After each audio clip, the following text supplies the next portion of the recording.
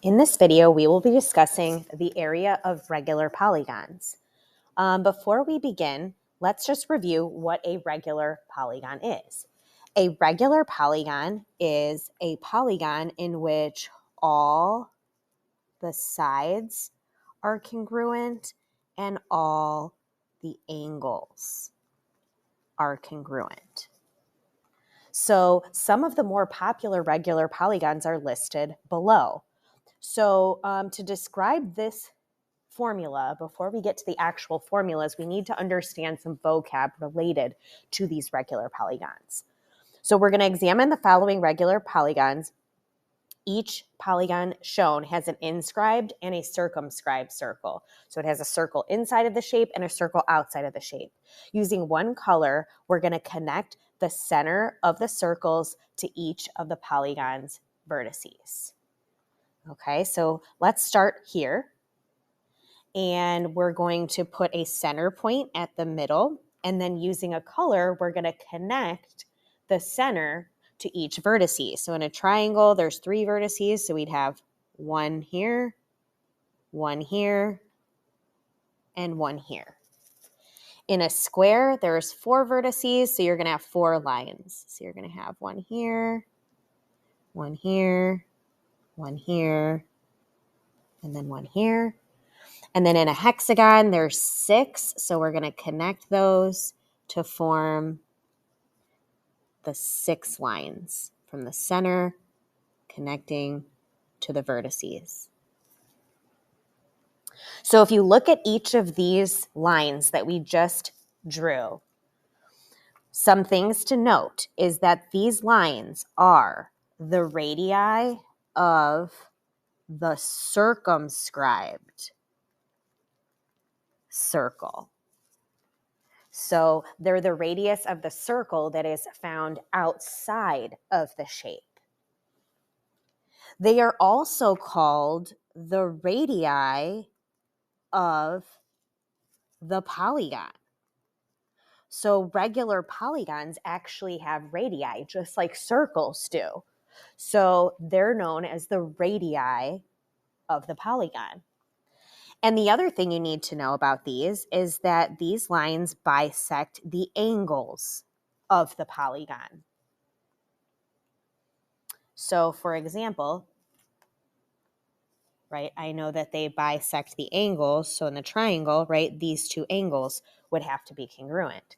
Same thing in the square, right, these 2 angles would be congruent. And then in the hexagon, those 2 angles are congruent. So this line would be considered the radii of the triangle. This would be considered the radii of the square. And this would be considered the radii of the hexagon. So just something to keep in mind. Okay, then part 2, using a different color, we're going to connect the centers of the circles to each of the points of tangency in the smaller circles. So I'm going to use a new color for this. And I'm going to connect the center of the circle to the tangent point of the smaller circle. So it would be like this line, and this line. In the square, it's going to be to here, and then to here, to here, and to here. And then of the hexagon, I would draw one here, one here, one here, and one here, and then one there. So you're going to have 6 of those as well. So some things to know about these new lines in red is that those new lines are the radii of the inscribed circle. And these lines are called the apothem of the polygon. So that's a new vocab word, the apothem of the polygon. And we also know that these lines are perpendicular bisectors to the sides. So if you look at in the triangle, these would be perpendicular and they would bisect the side. Same thing with a square. These are perpendicular and they bisect the side. Same thing with a hexagon. These lines are perpendicular and they bisect the side. Now, we're going to consider some things that we know about these regular polygons. So in a triangle, we know that if it's an equilateral, a regular triangle, it'd be equilateral or equiangular. And each angle in that triangle, it has to be 60 degrees. So if that angle is then bisected, that means that each of these are 30. And then notice that this triangle formed by the apothem and the radius, I can redraw it down here. This triangle, littler triangle, is always going to have the 30-degree angle at the bottom, right angle here, and then this would have to be 60. So notice that little triangle formed by the radius of the triangle and the apothem of the triangle forms a 30, 60, 90 right triangle. Now in a square, we know all the angles in a square are 90 degrees. So if that 90-degree angle becomes bisected, then each of those would be 45s. So the triangle, the smaller triangle formed by the radius of the square and the apothem of the square is going to have a 45-degree angle at the bottom, so therefore the top angle would also be a 45. So that little triangle forms a 45, 45, 90.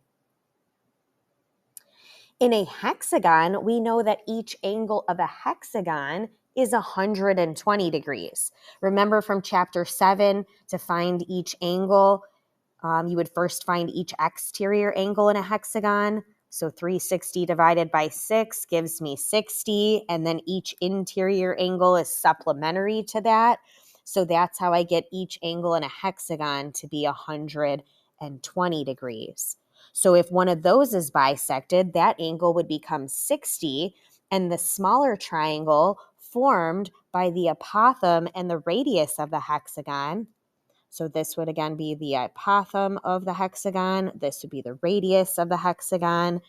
And the 60-degree angle will always be that angle at the bottom. Therefore, the angle at the top in that hexagon is a 30-degree angle. So these relationships are going to be important for you to know because they're going to help you find some information that you need in order to calculate the area of a regular polygon.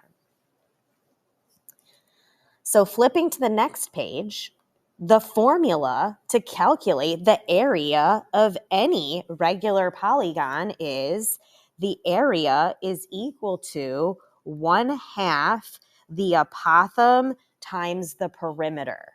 So A, the little a stands for the length of the apothem, and the P stands for the perimeter of the shape. So the apothem, remember, comes from the center and it goes to the very middle of one of the sides. So this would be the apothem, and then you'd get the perimeter just from adding all the sides together.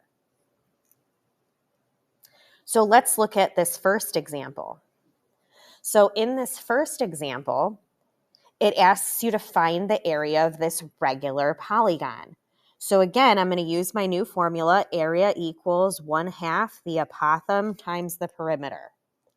So my area would be 1/2, and the apothem they give us is 4. So I'm going to put 4 in for A.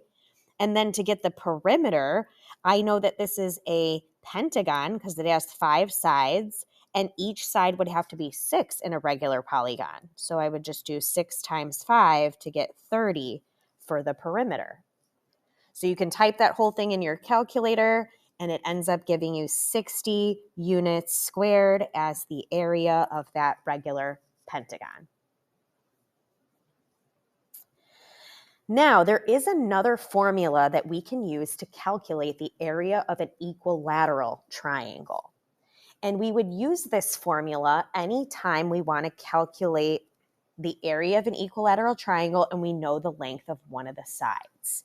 So I'm going to call the length of one of the sides S, and I'm going to derive that formula for you. So for any triangle, we know the area is 1/2 the base times the height. So if we use the formula area equals 1/2 base times height, we're going to draw in the height. And we know in an equilateral triangle that the bottom angles, all the angles are 60. So when we split it up here, the 30 would be at the top. If this whole side is equal to S, then when I split it, I get 1/2 S for the side across from the 30. The side across from the 60, we would just multiply that by √3. So the height would end up being √3 over 2 times S. So I would do 1/2. The base would be S, and then the height would be √3 over 2S.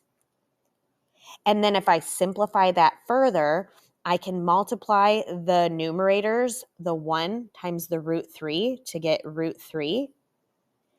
And then I can multiply the denominators. 2 times 2 is 4. And then I can multiply the s's together, which s times s would be s squared. So my formula, I'm going to put the s in front. I'm going to write side squared √3 over 4. So this is another way that you can calculate the area of an equilateral triangle if you know what the length of one of the sides is equal to. Okay, so click on the next video to see some more examples of this and how the regular polygon formula can be used.